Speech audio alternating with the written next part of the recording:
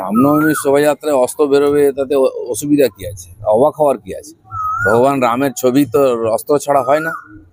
মন্দিরে পুজো হবে রামলাল্লা, সেখানে ঠিক আছে। ভগবান যখনই বাড়ি থেকে বেরোতেন হাতে অস্ত্র নিয়ে বেরোতেন, তীর ধনুক নিয়ে বেরোতেন। তাহলে এত রাক্ষসকে মারলেন কি করে? এখন নূতন রাক্ষসরা আর অস্ত্র দেখলে ভয় পাচ্ছে। ভয় পাওয়ার কোনো কারণ নেই, বিনা কারণে অস্ত্রের ব্যবহার হবে না।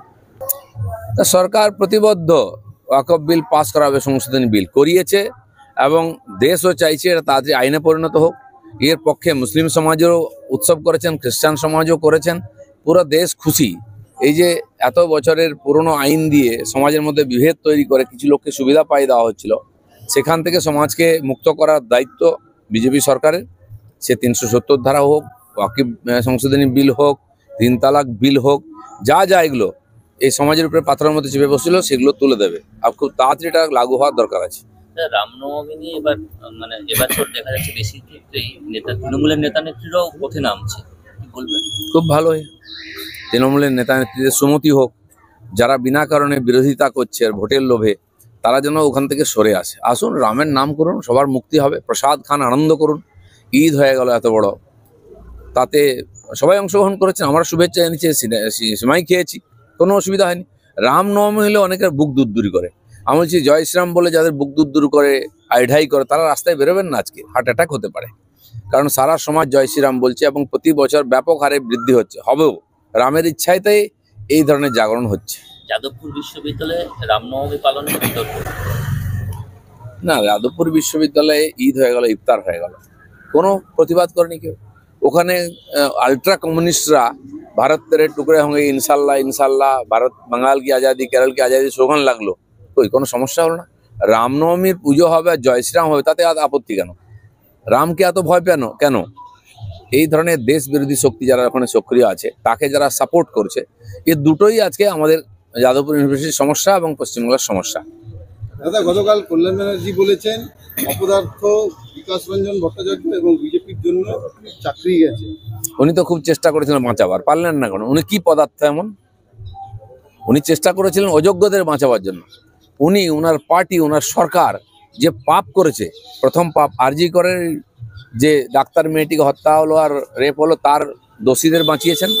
আর এই যে ২৬,০০০ পরিবার যারা পথে বসলো, তার মধ্যে ১৮,০০০ শিক্ষক যারা যোগ্য, যারা সত্যি সত্যি পরীক্ষা দিয়ে চাকরি পেয়েছেন, বাকিরা টাকা দিয়ে চাকরি পেয়েছে।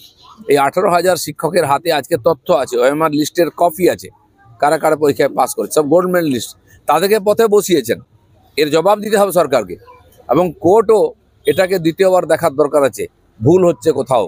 আরজি করের রায় নিয়ে বাংলার মানুষ খুশি নন, আর এই ২৬,০০০ শিক্ষকের পক্ষে যে রায় এসছে, এটা নিয়েও বাংলার মানুষ খুশি নন। সেজন্য যারা যোগ্য তাদেরকে চাকরি ফেরত দিতে হবে সসম্মানে।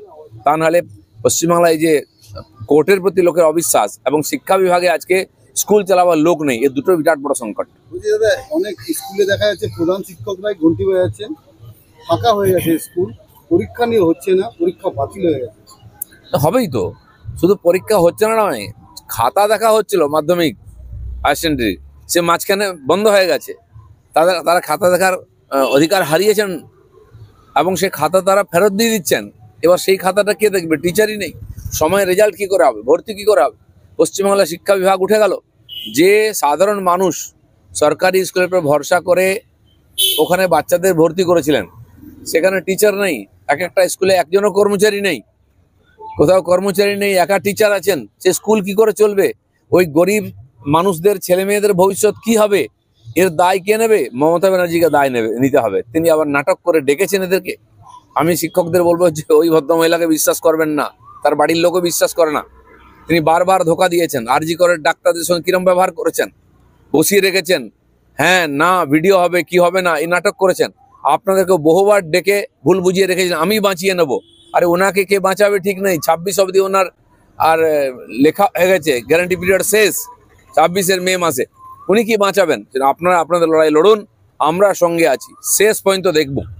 আর জেনে রাখুন, এই সরকারের সমাধান করার ইচ্ছাও নেই, ক্ষমতাও নেই, কারণ এরাই সমস্যাটা তৈরি করেছে। যোগ্য অযোগ্য মিলিয়ে দিয়েছে, যাতে যাদের কাছ থেকে টাকা নিয়েছে তারা বেঁচে যায়। সেজন্য নূতন সরকার আসবে, তারাই এর সমস্যার সমাধান করবে। লড়াই আপনারা করুন, আমরা সঙ্গে আছি। রামনবমীর শোভাযাত্রায় অস্ত্র বেরোবে, তাতে অসুবিধা কি আছে? অবাক হওয়ার কি আছে? ভগবান রামের ছবি তো অস্ত্র ছাড়া হয় না। মন্দিরে পুজো হবে রামলাল্লা, সেখানে ঠিক আছে। ভগবান যখনই বাড়ি থেকে বেরোতেন হাতে অস্ত্র নিয়ে বেরোতেন, তীর ধনুক নিয়ে বেরোতেন। তাহলে এত রাক্ষসকে মারলেন কি করে? এখন নূতন রাক্ষসরা আর অস্ত্র দেখলে ভয় পাচ্ছে। ভয় পাওয়ার কোনো কারণ নেই, বিনা কারণে অস্ত্রের ব্যবহার হবে না। তা সরকার প্রতিবদ্ধ ওয়াকফ বিল পাস করাবে, সংশোধনী বিল করিয়েছে, এবং দেশও চাইছে এটা তাড়াতাড়ি আইনে পরিণত হোক। এর পক্ষে মুসলিম সমাজও উৎসব করেছেন, খ্রিস্টান সমাজও করেছেন। পুরো দেশ খুশি। এই যে এত বছরের পুরনো আইন দিয়ে সমাজের মধ্যে বিভেদ তৈরি করে কিছু লোককে সুবিধা পাই দেওয়া হচ্ছিল, সেখান থেকে সমাজকে মুক্ত করার দায়িত্ব বিজেপি সরকারের। সে 370 ধারা হোক, ওয়াকিফ সংশোধনী বিল হোক, 3 তালাক বিল হোক, যা যা এগুলো এই সমাজের উপরে পাথরের মধ্যে চেপে বসছিল সেগুলো তুলে দেবে। আর খুব তাড়াতাড়ি এটা লাগু হওয়ার দরকার আছে। রামনবমী নিয়ে এবার এবছর দেখা যাচ্ছে বেশি ক্ষেত্রেই তৃণমূলের নেতা নেত্রীরাও পথে নামছে, কি বলবেন? খুব ভালোই। তৃণমূলের নেতা নেত্রীদের সুমতি হোক। যারা বিনা কারণে বিরোধিতা করছে আর ভোটের লোভে, তারা যেন ওখান থেকে সরে আসে। আসুন, রামের নাম করুন, সবার মুক্তি হবে। প্রসাদ খান, আনন্দ করুন। ঈদ হয়ে গেল এত বড়, তাতে সবাই অংশগ্রহণ করেছেন। আমরা শুভেচ্ছা জানিয়েছি, সিমাই খেয়েছি, কোনো অসুবিধা হয়নি। রামনবমী হলে অনেকের বুক দুরদুরি করে।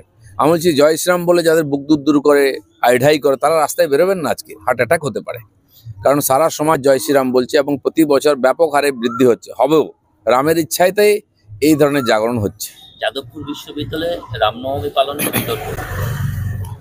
না, যাদবপুর বিশ্ববিদ্যালয়ে ঈদ হয়ে গেল, ইফতার হয়ে গেল, কোনো প্রতিবাদ করেনি কেউ।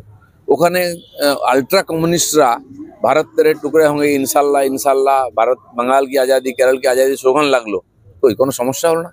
রামনবমীর পুজো হবে আর জয় শ্রীরাম হবে, তাতে আপত্তি কেন? রামকে এত ভয় পেন কেন? এই ধরনের দেশ বিরোধী শক্তি যারা ওখানে সক্রিয় আছে, তাকে যারা সাপোর্ট করছে, এই দুটোই আজকে আমাদের যাদবপুর ইউনিভার্সিটির সমস্যা এবং পশ্চিমবাংলার সমস্যা। দাদা, গতকাল কল্যাণ ব্যানার্জি বলেছেন অপদার্থ বিকাশ রঞ্জন ভট্টাচার্য এবং বিজেপির জন্য চাকরি গেছে। উনি তো খুব চেষ্টা করেছিলেন বাঁচাবার, পারলেন না কেন? উনি কি পদার্থ এমন? উনি চেষ্টা করেছিলেন অযোগ্যদের বাঁচাবার জন্য।